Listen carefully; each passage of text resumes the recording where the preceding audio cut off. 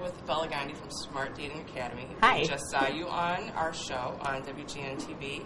You were talking about better ways to improve your online dating life. Yes. And with only 3 minutes, there's not a lot we could talk about, but you're here in our newsroom to expand on those tips. One of the things we saw were 2 pictures of a producer here, Freva, who's taken a foray into online dating. And there was a before and after.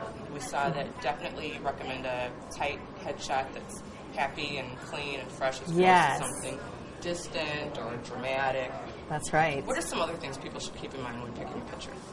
You know, definitely have a good variety of pictures that show you as your best you. So the great headshot is key, but then have some backup shots. I usually say 3 to 5 pictures is good. Have a half body shot and a 3/4 body shot. Show yourself as you are because people want to date the person in the picture.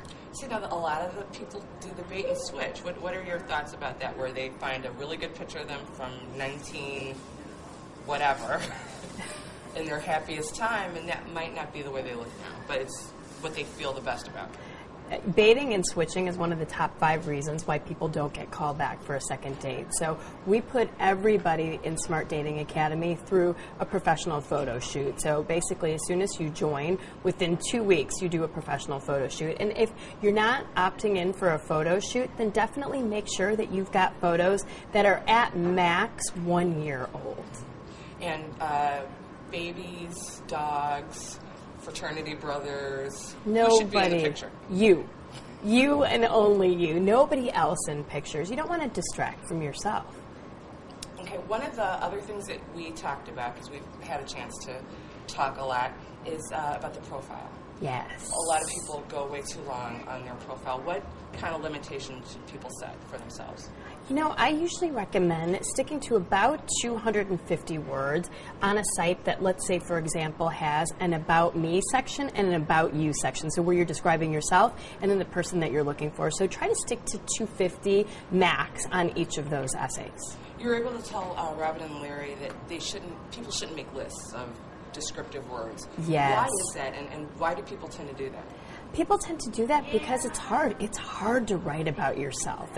And if you don't know how to market yourself and what's going to make you appealing, then it's very easy to just say, you know, come up with a bunch of adjectives and string those together, and that's very typical for what you see online.